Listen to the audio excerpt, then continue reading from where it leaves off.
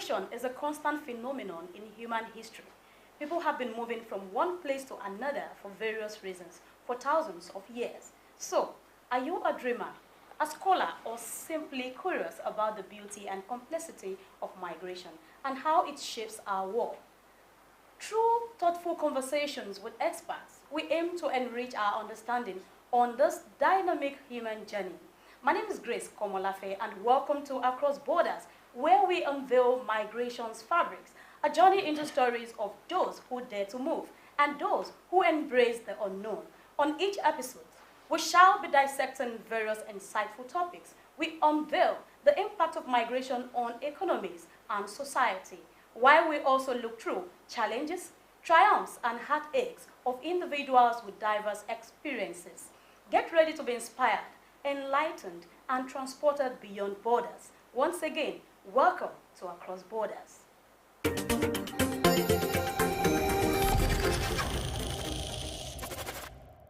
Today, we shall be discussing unsafe migration.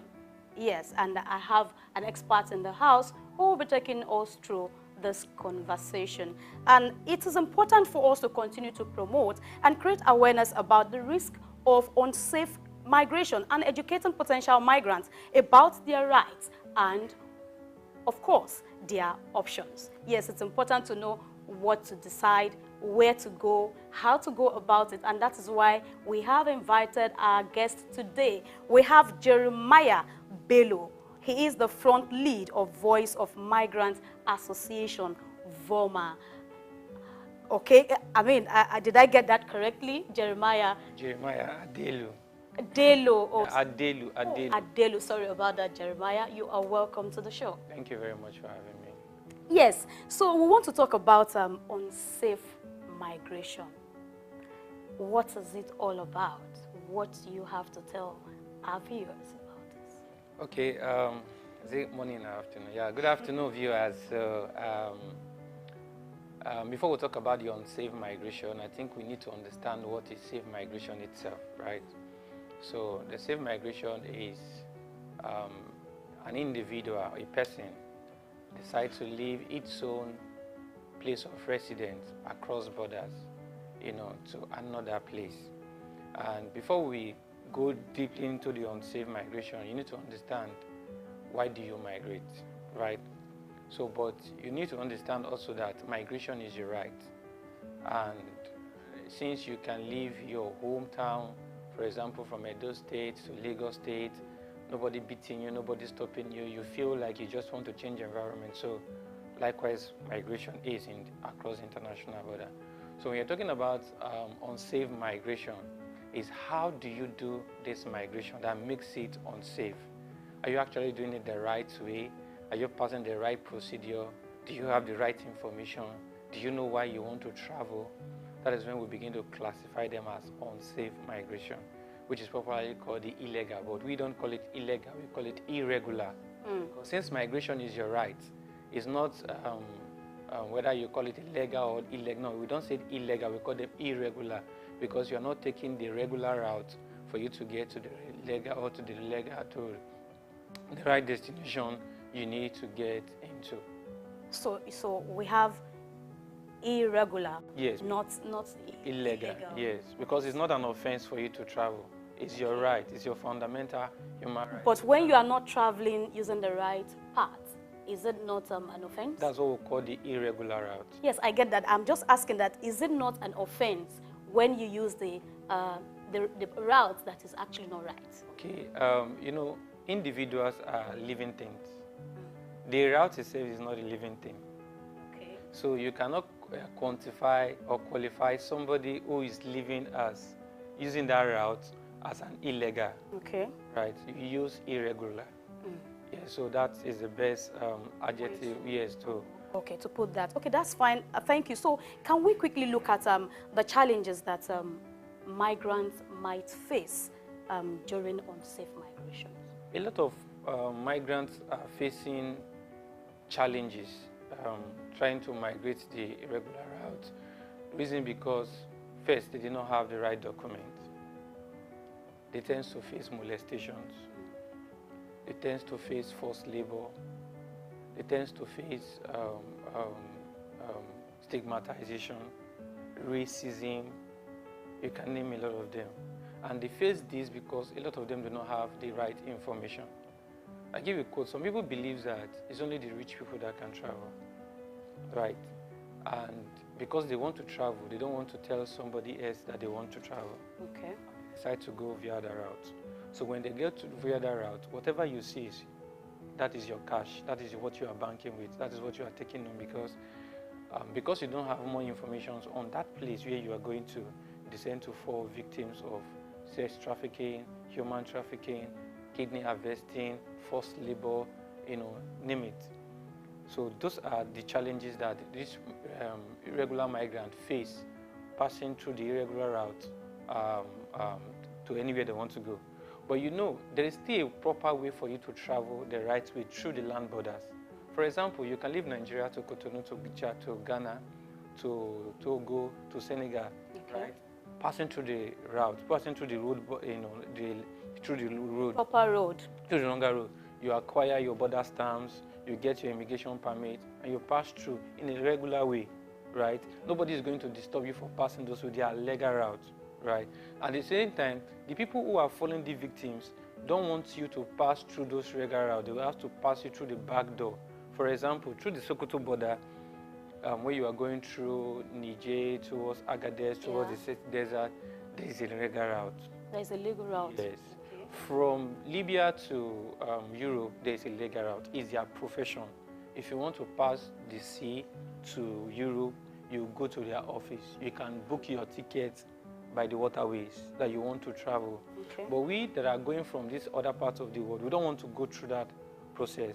Number one, because there's a language barrier. Okay. Number two, because there's stigmatization. They do it for their own people, right? So we don't have access to those, they call them amenities or opportunities. Yes. You understand? So those are the challenges that a lot of blacks or Nigerians face trying to migrate through the land borders. Okay. Don't you feel this has to do with financial constraints? Because you have the proper route to travel. For instance, I want to travel to Ghana. I don't think anybody wants to stress, to achieve anything, even though we know that there's practically nothing you achieve without going through one stress or the other. But I want to go to Ghana. Of course, if I know there is a flight from Nigeria to Ghana, the best bet for me is to use a flight, isn't it? So, and if I feel, okay, I can use this, I can afford it, then I want to go through the borders. I want to use the road. So for some, I'm just asking, could this be linked to financial constraints? You want to travel, you feel, oh, the things, the suffering, I mean, that's for some people, the more reason they want to travel because they believe where they are actually suffering. And if they could move out of where they are, they will be moving to a greener pasture, So now, and they do not have what it takes. They don't have the finance, they don't have the money, and they begin to look at other ways to get this done. So I'm just asking, could this be part of? Yes, it's one of the major factors. In short, it's the major factor. Because when you have financial constraint, whatever that comes your way, you dive into it. A lot of persons do not have money to pay for flight tickets. They will try to go through the land borders. They will pay through the land borders, through your, as you are entering your border stamps and you enter. But let's not forget that as people are falling victims on the landways, people are also falling victims on the airways. Oh, really? Yes. People are falling victims. So that you bought tickets and you take your flight and you get to your destination country does not mean it is regular. Okay. You can still become an irregular migrant in that country with time when your stay expires. Okay. Oh, I was just about to ask, what are these areas, that they could fall a victim of? Because, so we just believe, okay, I just want to travel. If I just have money, I book my ticket, I go to that country. If, for example, you have a 3-month visa, yes, and you travel to a country in a regular way, and you get there, your visa expires after 3 months. There is no renewal. Automatically, you're an irregular migrant. Okay.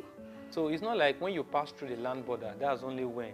So you can still pass through the land borders, you get the border stamp, You get to the country, that stamp expire, automatically you are an irregular migrant.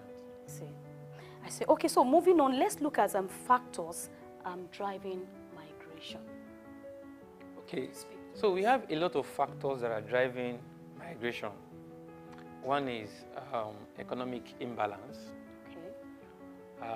Another one is family.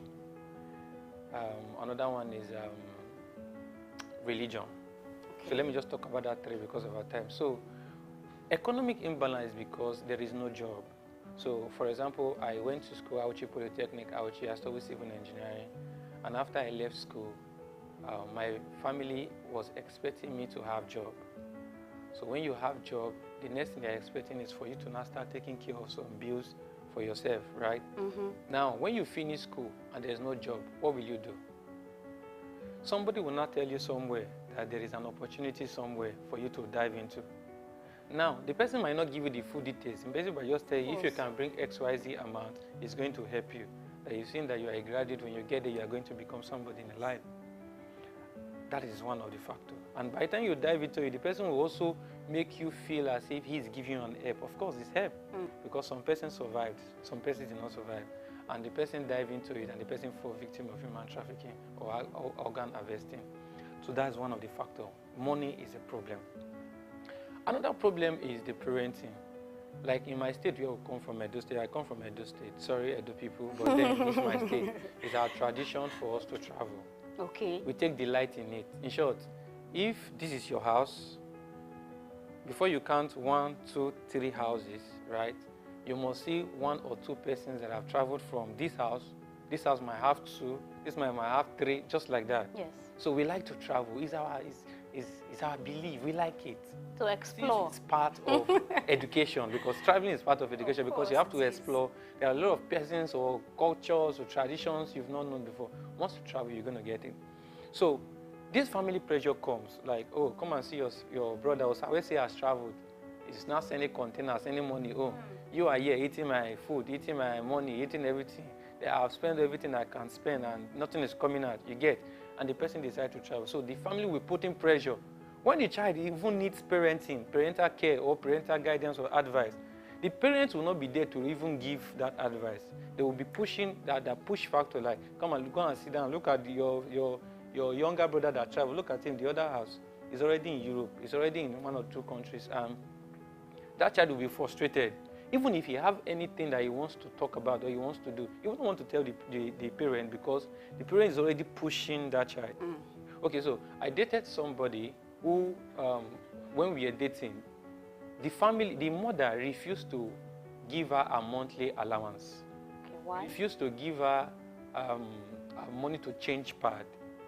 She was saying that at your age, you are supposed to be in Europe sending money for me. You are not supposed to be here telling me to give you money for pad, give you money for school fees, give you money to ride jam. And I was like, because me, I come from a get inside family. My father is a pastor, and he is a person that I used to preach to us. This is what you need to do. You have to serve as a good example. So when I saw that, I was like, moved, like, why can in this generation you not see parents pushing their young children to go do this? Right? So that's a factor. Another one is education. Okay. You see, in my school, I have this challenge with my lecturers, because lecturers of all the institutions that we have these days, they just want to make sure that they make money. Sorry to say. Yeah. They make money because a child gets an admission, paid school fees, attend classes, year 1, year 2. Final year, you discover that the child's result is not on the portal. The child left home, collecting school fees, paid house rent, paid hostel accommodation, buy gas, collect pocket money. At the end of the day, the child cannot get its results. Not admission, the results. Okay. Now, the child wants to go back home. His mates have graduated. Coming back home, there's nothing to show. There's nothing to show. That child is frustrated. True. The child will not be able to face his family. Have you been collecting money? Yes. Do you have a matric number? Yes. Where is your result? I can't see it, Daddy. Trust me, there's no African father that is going to take that. The child will decide to, let me go, since I cannot succeed here, if I pass through this way, at least let me even shock daddy that my son at least has made me proud, even if he's not academically or somehow, you know. So those are the factors. Some are religion factors, right? This religion factor is what is eating us up these days, because Nigerians, we are religion-driven people. We like religion. Somebody can even greet you. Instead of you to say, good morning, sir, you say, God bless you. We are that kind of person. So when we get to the junction where we now begin to believe our popes, our imams, our reverends, our pastors, more than any other person. You see, for example, in our churches, pastor can prophesy and tell you, that lady, your destiny is not here in Nigeria. Your destiny is in somewhere in Dubai or somewhere in Europe. You see your mind, because that thing has been said. There's one thing about life. So if there's a prophecy that has been released or has been said to you, whether you like it or not, stylishly or systematically, you will not be seeing the signs. You will not be seeing the angels that will make that prophecy to come to pass. Because somehow you begin to condition yourself to it. Because your mind will be telling you, oh, maybe the reason why I'm not successful in Nigeria is because I have not gotten to that destination country that my prophecy I should get to. And anything that will be coming to your mind now will just be, how do I get to that place? Because my imam or my pastor has told me that once I get here, that will be breakthrough. That will be breakthrough. The greener pasture you. And funny enough, from that service, you see somebody that will tell you, you know what? When you are ready to go to so and so place, don't worry, meet me, I'm going to help you. That's how people get trafficked. That's how people fall the victim of irregular migration. That's how people fall the victim of forced labor. That's how people fall victim. Okay, Jeremiah, okay, I'll quickly take this before we go on a short break. We need to go on a break now, but you know, let's address this issue of family. So you actually talked about a child not being able to provide results after school, or I mean maybe a good result probably, because I think while you were speaking I saw myself in that shoe. So I had an experience after my secondary school. There's this exam I deliberately didn't want to write. So we have WAEC and we have NECO. So of course my school, you know, my set were a bit tough, and I said no, I'm not going to write WAEC in my school. Daddy, I want to write in another school. You know, they call it external candidate. You know, and all of that. You know, and my dad was this very strict man. No, I mean you dare not. So I was forced to write NECO. I told him even NECO I'm not going to write. He said, okay, you are going to register for external candidate, but I'm not paying for any special center. Daddy, I don't even want special center. I just don't want to write exam in my school, because we're told they are going to fail every one of us. Okay, because some of the tough guys actually had to do some terrible things to teachers and all of that. So to cut the story short, I wrote the WAEC. My dad forced me, you must write NECO, and I did. The WAEC was seized. Luckily, I listened to him. I wrote NECO. So, getting my NECO result, I made just 5 papers. Don't forget, I didn't write it with all commitment, because initially I didn't want to write. So let me listen to daddy and just do it. I got 5 papers. I was like, okay, so my dad is just going to skin me when I get home. 5 papers? Are you joking? And just like you said, you want to prove to your dad or your mom that, no, you can't do this. What did I do? I called my friend. I said, look, hey, this result, I cannot take it home. There must be something to back up this result. Exactly. For me to tell my dad, oh, I got just 5 papers. Though those 5 papers are not bad. We have A's and B's and C, you know, in it. But because it is 5 out of 9, I was really scared. And my friend told me, oh, there's a polytechnic you can enter with this now. As a matter of fact, that was why I ended up a polytechnic student. I was supposed to be a law student. I was supposed to attend the university and all of that. So I ended up in a polytechnic. So because when I showed my dad, and before he started, I said, "Do you can use this to enter school." That was how I shocked it immediately. I said, I got 5 papers, but I can use it to enter school. And that was it. So we try to please our parents. Here, I want us to address the issue of, you know, parents asking for too much, if that's the right word to use, you know, demanding one thing or the other from kids instead of putting them right. So how do we address this? How do we take care of this? So thank you very much. I think this issue, I've been dealing with it. I've been trying to run away from this parenting question, but I will answer it. Okay. The truth is, we are Nigerians, we are Africans, our culture is different. And we have this Oliver Twist kind of spirit. We want more. We want more. We want more. If your neighbor child is excelling in one aspect, you want your child to excel. If your neighbor child travels, you want your child to travel. If your neighbor child attends a particular school, you want your child to attend that same particular school. But then, that is our own generation. The generation that will now find ourselves, how many parents pay attention to their children? They're busy with work. They're busy with career. They're busy with their own mindset. I want my child to be a journalist because I am a journalist. Or because I like a journalist. I want to have children that are journalists. And maybe the child wants to be a musician. Sure. For me, I think it's for you to balance and ask. Okay, I give an example. If you're in Europe and once you are up to like 7, 8 years, they will ask you, what do you want to do? If you want to play football, soccer, they are not taking you to college to go and learn, my name is XYZ. No. They are taking you to football academic straight. They pay attention. They see the child likes football. How do you know? You can see the signs. If you can see the signs that your child is sick, he needs drugs, your child is maybe not comfortable, you can address it. You should pay attention to your child. Your child can be asking you, Mommy, this is what I want to do. Or Daddy, this is what I want to do. They talk to Mommy more than Daddy. Of course. Especially for the daddy that we have duty that is just looking for what the money. Family will eat. They listen to Mommy more than Daddy. So if you have that time for Mommy, for your child, and you have the right information to give to your child, trust me, there is no child. There is no child. I repeat, there is no child that will be wayward. There is no child that will miss it. Can I shock you? When I traveled, my dad has the power, has the connection to get me a visa to travel to Europe. Okay. But I didn't tell him because the person that gave me the information made me believe that I should shock my dad. Oh my goodness.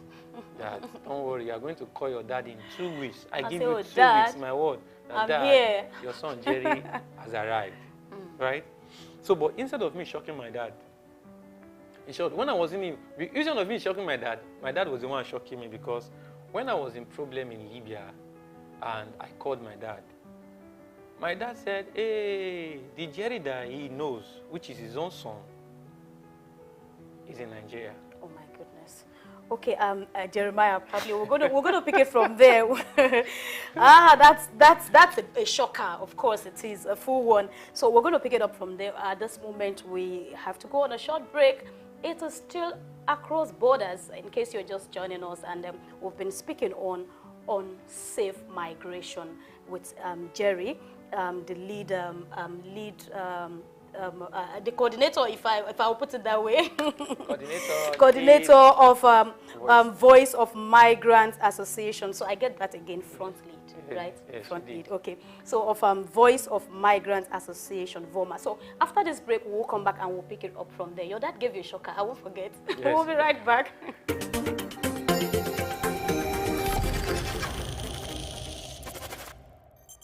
Welcome back to Across Borders. We've been talking to Jeremiah. Can you help me with that, sir? Adelu. I think I'll have to turn it to a rhyme. Adelu.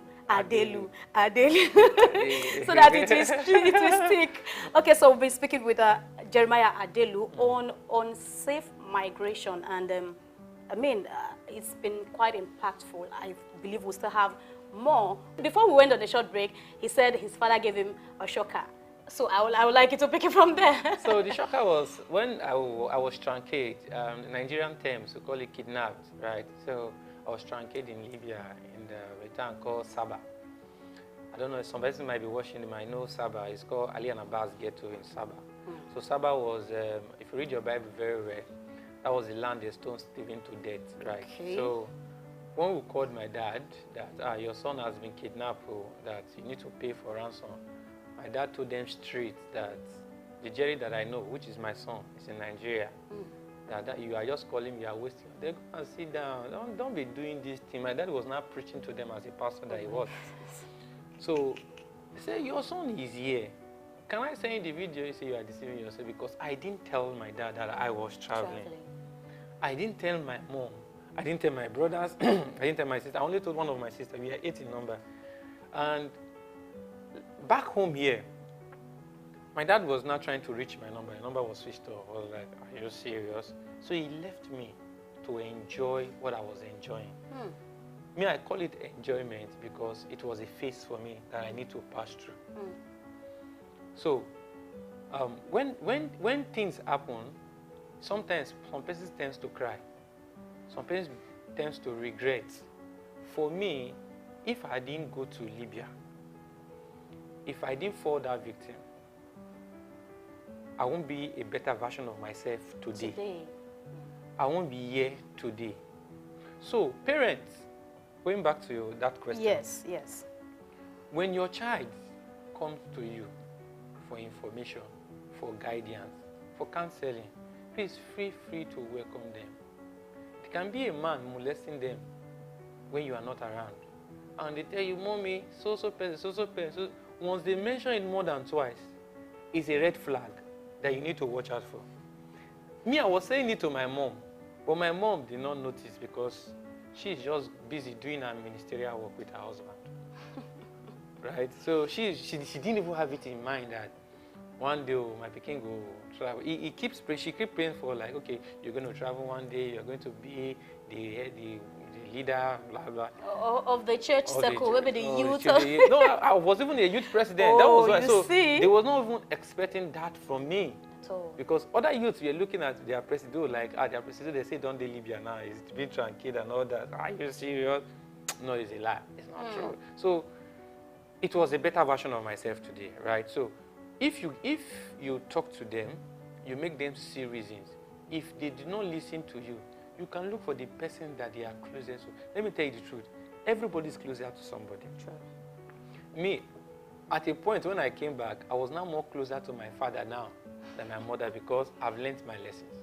It's like the prodigal son that squandered everything and came back. But you need to ask yourself, if you do not do this parenting properly, how about if the prodigal son did not return?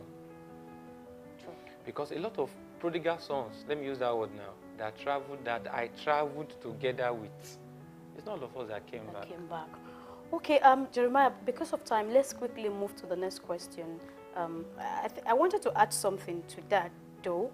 I just want to say that aside children going to their parents to ask questions, I think it's very important for parents to also go to their children and inquire.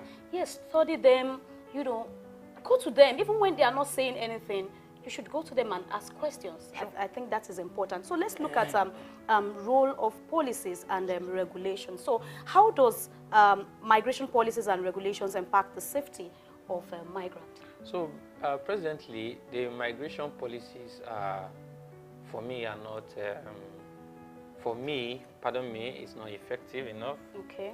Because, for example, for you to even get a visa in Nigeria, you first of all stress yourself.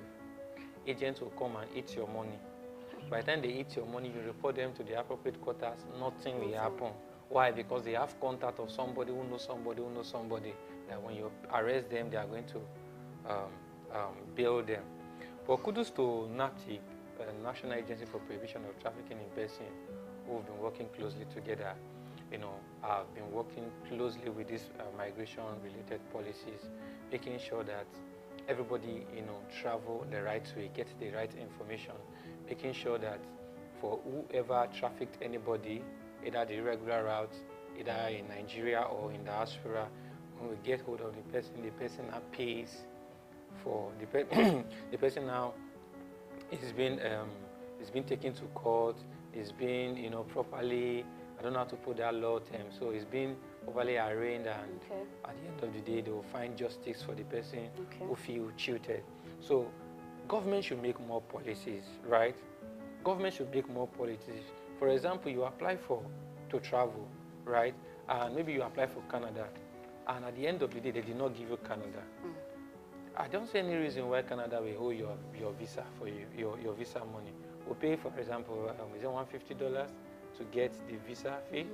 If you do not get the visa phase, if you do not get the visa because of your credentials or your paper, I believe they should recommend the best way for you to get those things done, or per se, okay, I've spent so amount of money, I spent 1 million in getting it. At the end of the day, okay, because you didn't get this thing, a particular amount of money should be given to you, right? If another policy is, for example, our school children, right? They need to understand this policy from school. You cannot bully an American citizen. If you tell them, don't go this way, they will ask you, why do you want me not to go this way? They want to know. But bully a Nigerian person, the person will just stylishly go inside and go and sit down because they are not well informed. If this thing is in their curriculum, they study it in school. The way you study your mathematics, the way you study English, you study migration as a subject or as a course, either in their institution, you will be well informed. Even if you don't have the mind of traveling, you will know that there is a policy that is saying, okay, if I must travel, these are the documents I need to have. If I must travel, these are the places I need to go. These are the reasons why I need to travel. This is if I have any problem in that country, these are the agencies that you need to call. When I traveled, I didn't know IOM. They exist. They've been existing in Nigeria for the past, as about 15 years. I didn't know them. And they were doing massively a lot. They were doing fine. It was when I find myself in that testimony, in quotes, that was when I now knew them. So a lot of persons will still fall that victims, but then once you fall any victim, get up, become a good version of yourself and tell yourself, you say what, I can do it again. Okay, so because you said a lot of people are still going to fall victims, so there is a need to put things in place that could help those people so they don't fall. So we'll talk about protection and support. So what kind of protections and support should be in place to ensure safety and the well-being of migrants? For example, the Nigerian migrants should have a protection, kind of, because I don't know how to say this, maybe because I'm on air, but I just have to say it. Okay.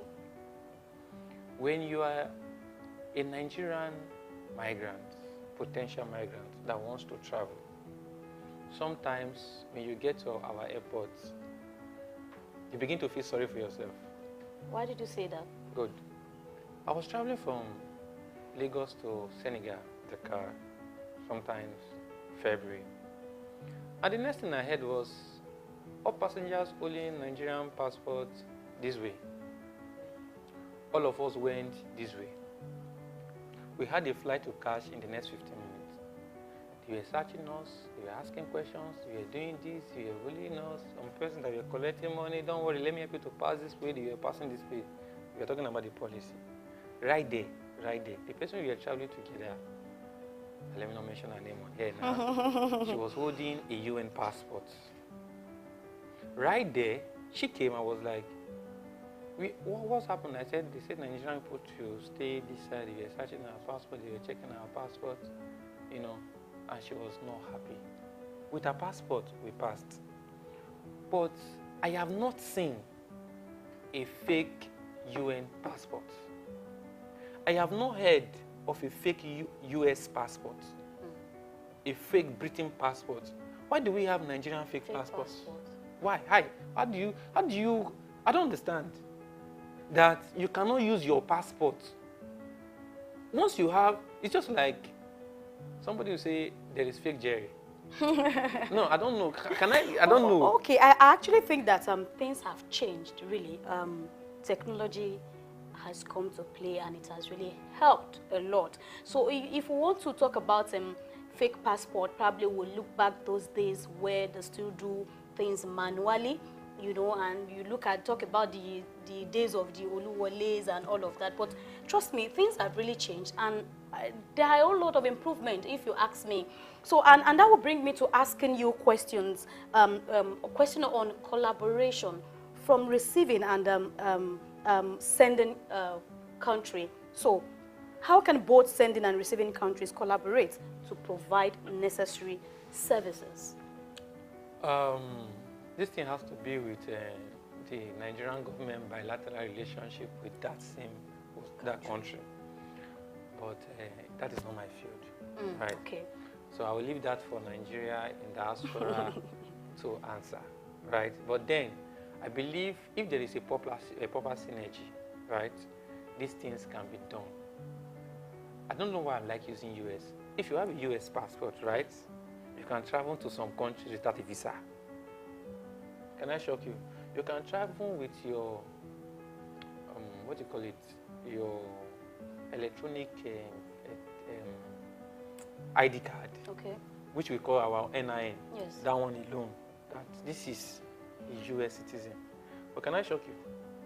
You cannot use your own NIN now to say you are traveling. No, let's be realistic now. Because when I was traveling, I was seeing Ghana, our nearby country. They're using their NIN passport. Thank God for the passport authority they've upgraded. Thank you.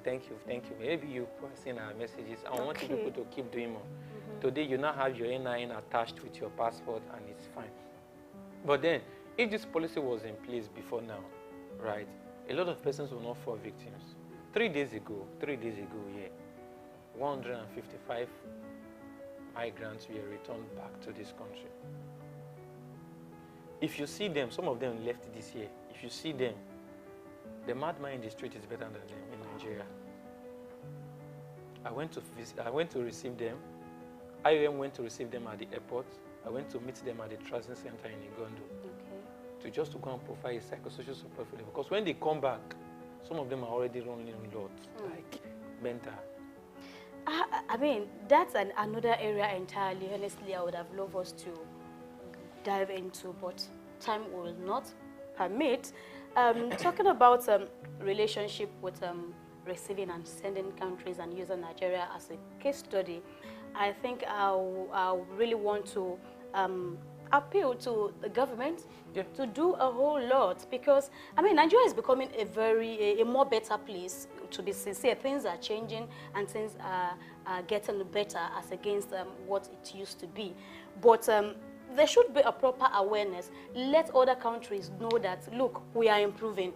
You understand? Because I think a lot of them, the challenge is they still have this previous mentality, the picture they have about Nigeria in 10 or 20 years ago. Probably some of them still have that in their spirit and in the mind. They work with it. It's a mindset, and they have refused to let that go. Anyways, I hope that our country government will continue to polish this area so that we can project our country better. I mean, we are proud of our country. I want to be anywhere in the world and say, oh, I'm a Nigerian. Did you get it? Yeah. So let's quickly hit on pre-departure preparation. Kindly give us tips. You want to travel? How do you go about it? What do you need to know? And all of that. So we can wrap up this segment. There's this important aspect I want us to go to. Yes, we want you to share. We'll be going to the real-time story. And that's a catchy one for us on the show. So let's quickly have this. Okay, so the pre-departure preparation is that, number one, you want to travel. You have the mind to travel, right? Yes. You need to tell yourself the truth. Me, I'm being realistic.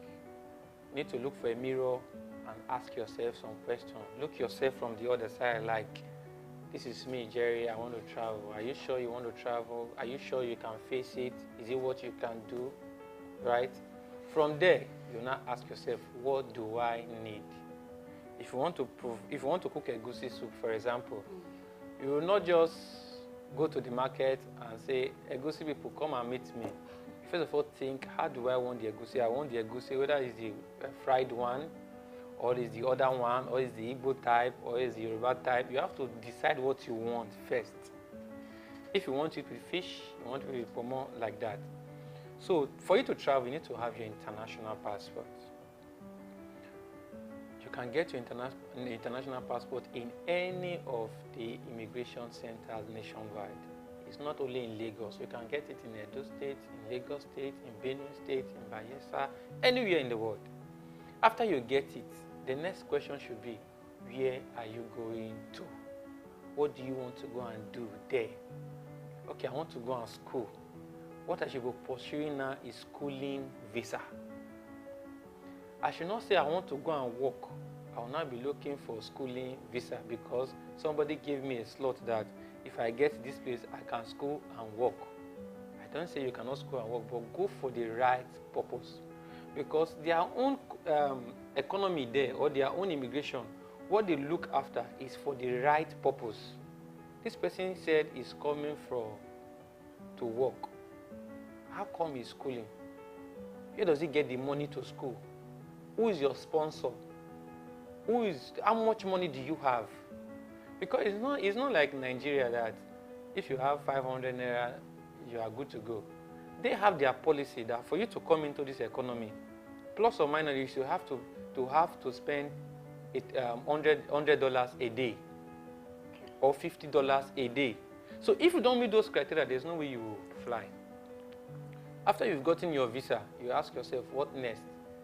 How can you get more information to make it easy and calm for you? You can Google the Migrant Resource Center. Migrant Resource Center is in the Ikoyi Passport Office.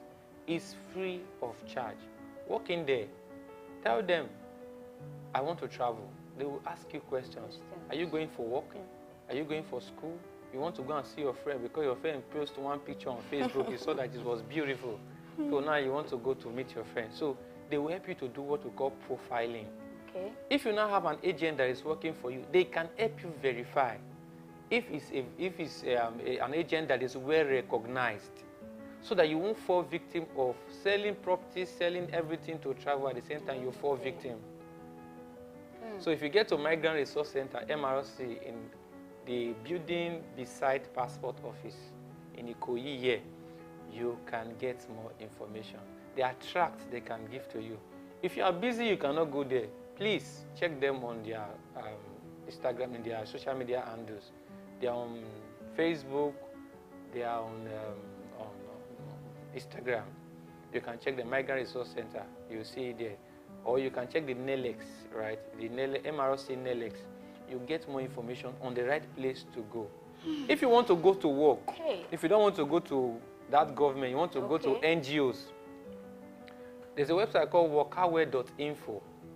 Worka, W-A-K-A, well.info. You still get migration information on how you can travel the right way, whether you're going for work, and all of that. All right, thank you very much, Jeremiah. We need to go on a short break at the moment. When we come back, Jeremiah will be sharing with us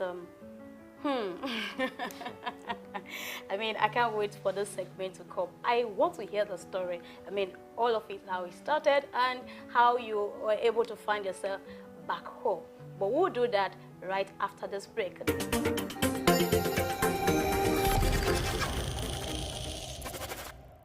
Welcome back. If you are just joining us, this is Across Borders, and we have been speaking with Jeremiah on the topic unsafe migration. So unsafe migration, yes, that's what we've been dealing with. And of course, it's been engaging. Honestly, I've been able to pick one or two things that I know are very important.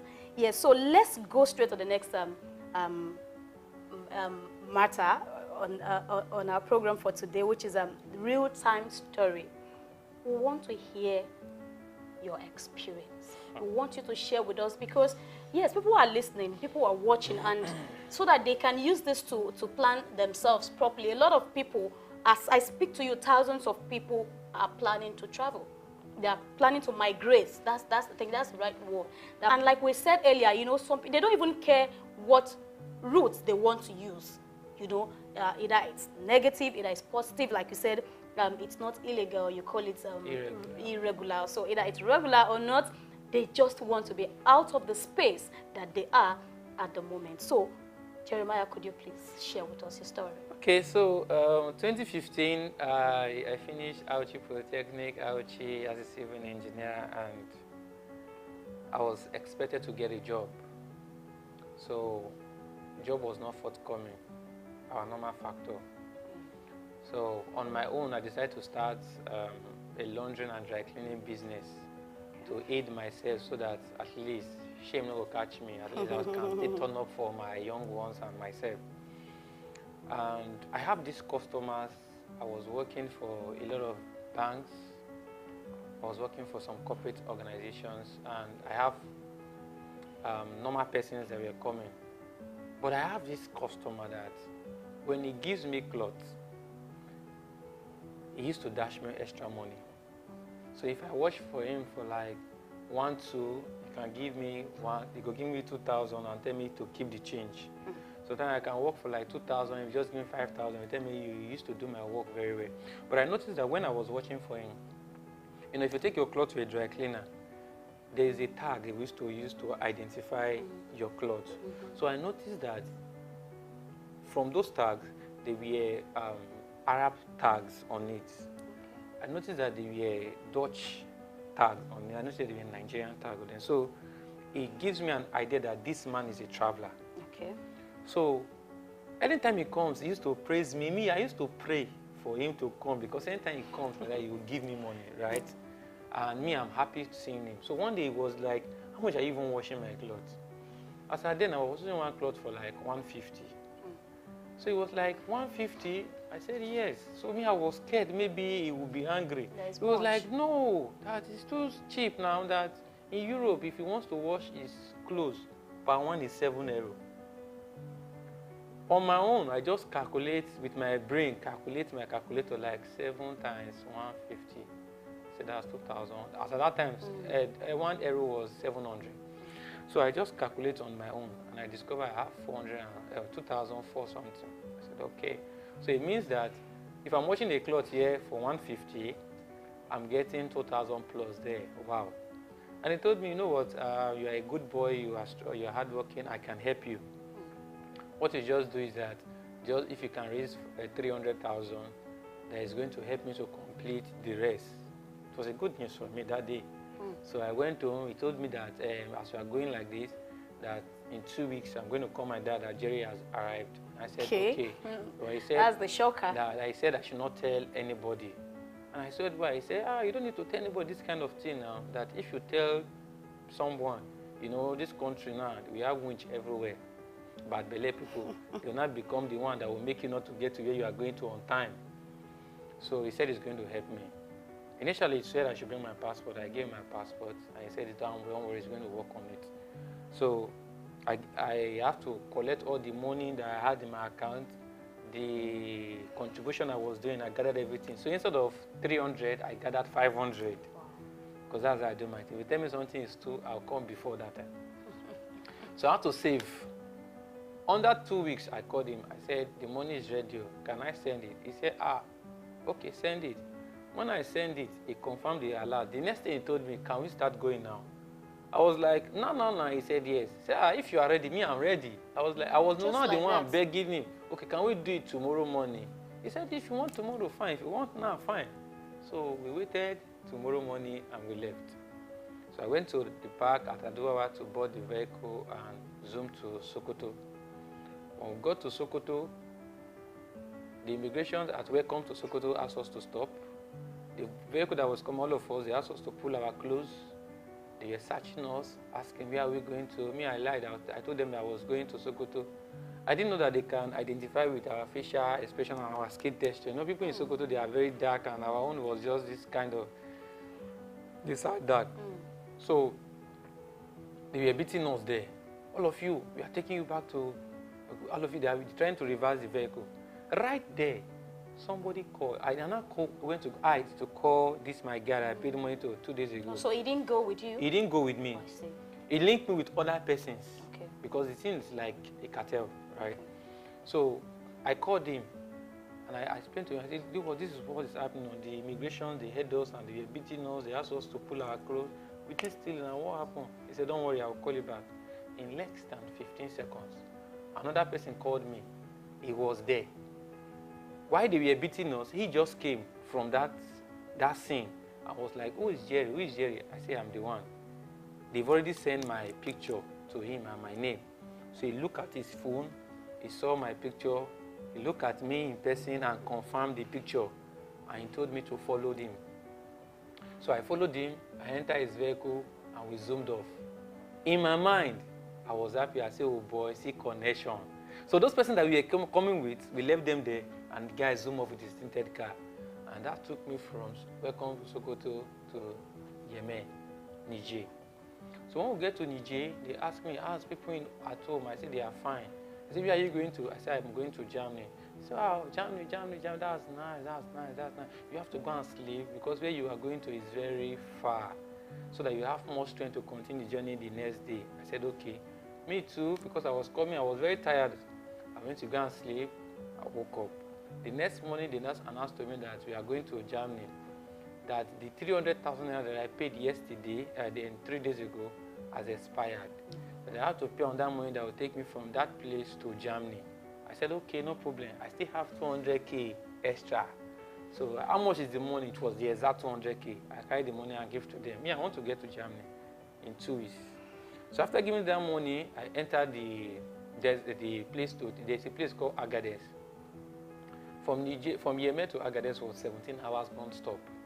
So when we get to Agades, they still welcome me. How are you? I said, fine. They asked people at home. I told them, fine. They said, where are you going to? I said, Germany. They said, Germany. Go and sleep. Where you are going to is very far, so that you have strength to continue, right? So I went to go and sleep. I woke up. When I woke up the next morning, they announced to me that 200K that I paid yesterday has expired. I have to pay on that money that will take me from that place to Germany. Now, I don't have any money with me again. Don't forget, I didn't tell my dad, I didn't tell my mom, I didn't tell anybody, only to one of my sisters. At that point, I was feeling like it was too early for me to call, right? So I had one BlackBerry Z10 with me then. So BlackBerry Z10, it was just like as we have iPhone now. So it was, then I just gave it to them. When they saw the phone, they were happy and they allowed me to enter the vehicle. They gave us stick, this wood. So I didn't know what to use that for. The next thing, I saw one Elos came. We were 19 persons inside the Elos, the police truck Elos.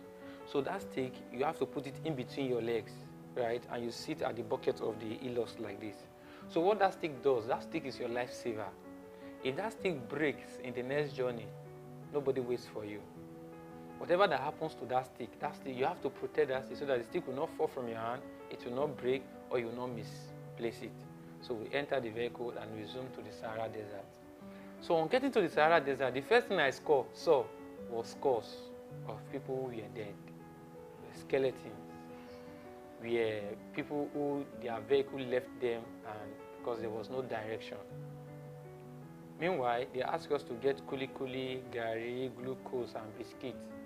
But because I was desperate, my mind did not ask me or tell me that somebody that wants to go to Germany, do you have to go with kuli or you have to go with gari? My mind was not telling me that. My mind was just being focused that this Germany, we must hit the target, right? So we zoomed.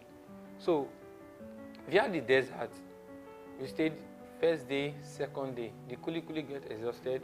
All the old beverages that we carried got exhausted.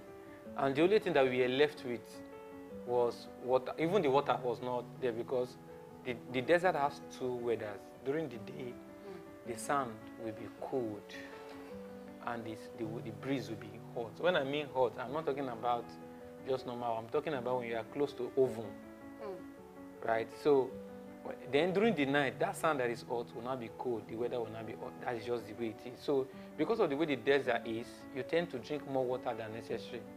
And you only have 5 liters to pass through the desert for 1 week. Okay, I think we'll have like 2 minutes to wrap up. Can you just... Okay, so during that place, the food got exhausted and we are left to drink our urine. So somebody can decide to tell you that I don't want to wee now because there's no food, you are thirsty, you are hungry. And the next thing is, I can tell you I don't want to wee now because I don't know where I will end my life, right? So you have to drink your urine. You drink somebody's urine, somebody else will drink your own urine. It's normal. That's how we pass through the desert. We get to Libya. And when we got to Libya, they now told us that we entered the wrong connection. I was like, the wrong connection that took me from VIP to this place, they tell me saying the wrong connection. We need to settle the matter. But I had no choice. I was detained and I was asked to pay a ransom of 3,000 dinars. In Nigeria, that's 300,000 naira extra again. So that was when I called my dad, and my dad said, the Jerry that I know is not in Libya. The one I know is in Nigeria here, because I didn't tell him any process. So what will happen is they have to call somebody, your parents or the person that is going to bail you. You strip yourself naked, you sleep on the floor with your tummy, you raise your leg up, then they will not call the person. So as the person picks, they will start beating you or shocking you with electric from the under that side. Then the person that they are calling will be hearing the sound from the background that they are really dealing with your person that is calling you. just to bring out the money. But the painful part of this story is that those persons doing that thing, they are our Nigerian brothers who were stuck during this journey. They too want to go and get greener pasture, and they were stuck. And they now start working as traffickers to traffic people. Okay, Jerry, how did you now come out of So I came back from that place. I had to go, continue, and... You found your way to Germany? I didn't even get to Germany now. We've known, the story is still... Oh, really? Wow. So from there we entered the sea, from the Mediterranean Sea. Back then, our ship capsized and we were taken to the prison. So it was while in the detention camp, that was when IOM, International Organization for Migration, came for our rescue after we have been there for 9 months. Wow. And they asked us, do you want to return home voluntarily? I asked myself, if your journey, you cannot go to where you are going to, at least you still know where you are coming from. And there's nobody that's eating stone in Nigeria. Since I've been born, I didn't hear that somebody is drinking wee-wee in Nigeria. So since this place is telling me to go back, let's go back home. So IOM helped us in coming back in 2018. And since we came back, it has been God all the way, because a lot of us that went, we didn't come back. Wow. A lot of people could not survive that trance. Wow. Yeah. So. And that was it. Ah.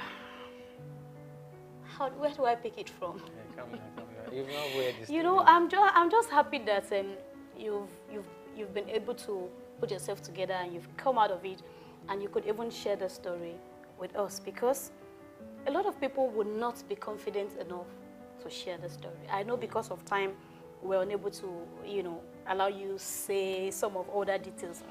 But with the few information you've given to us, it speaks volume. We can tell the experiences, the torture and all of that, all the things you went through.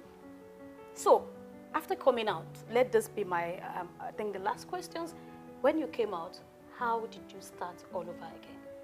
Okay, so I made a promise to myself and to my destiny and to God while in the prison that if I have the opportunity for me not to die in this process, in this trial, I'm going to make sure that everybody will hear my voice. That I am ready to do this thing, to make people, to expose what these our brothers are doing to us in that side, so that other people will not fall victim.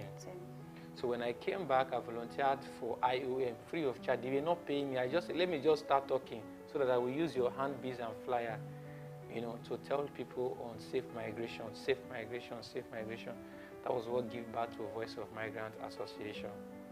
So Voice of Migrant Association is an association that comprises of the same return migrants like me, because we believe that if you've been into this experience, you can actually know what somebody has passed through. You can help the person to heal immediately.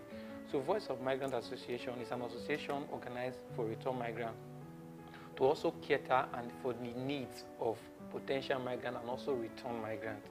So what we do is we advocate against irregular migration and human trafficking, making people to know how to make informed decisions.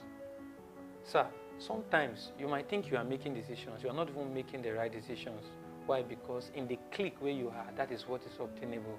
But when you are in the right clique, right, you are going to make good informed decisions. So Voice of Migrant Association helps, return migrants. We still also give psychosocial support mentors for these persons who come back, who are actually devastated and thinking, how am I going to pick back again? If, for example, I tell you my story, I show you my picture, and today you see me, bro, you don't need anybody to tell you again. You can still tell yourself that there is hope again. Like in returnees, we have one slogan that we call returnees, hope again. We are telling you there is hope again now that you are back, that you can still become yourself. You can still achieve that goal. You can still meet that target that you want to make, if only you have the right information. Because for me, as a person, migration is your right, but you have to do it the right way. If we had the right information, we wouldn't afford the victim. Even the money we spend in traveling the irregular way was ×2 if we want to travel the regular way.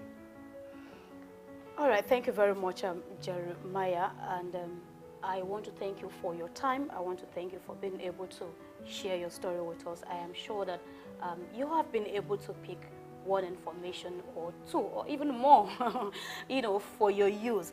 Let me say this before we wrap up the show, please. It is important that we become very conscious and careful of juicy offers. You see people come with different kind of juicy offers and you don't even question it. I think that was one of the reasons why you fell prey. Yeah. Because, you know, 300,000 and you are there, yeah. and you jump at it. Also, you know, you see deceptive people around you. They could come as friends, as families, you know, as co-workers, business individuals, and all of that. We should be aware of all of these things. Yes. Open your mind, ask questions. So Jeremiah talked about wakawell.info, where you can get information if you want to travel, and Migrant Resource Center. If you want to travel, reach out to those people. Ask questions. I mean, it's not a do or die affair. No, nobody says if you don't leave your country, then it will not be well, or you wouldn't make it in life. You can put your energy together, strive to become a better person. Trust me, if you do so, gradually things will turn out for you. So, this is where we want to draw the curtains on across borders for today. And I want to say that you follow us on all our social media platforms at Souk News. Until next week, we will be coming your way again with another interesting edition of Across Borders. I want to say that you should stay safe. I remain Grace Komalafe. Do have an amazing time out there. Bye.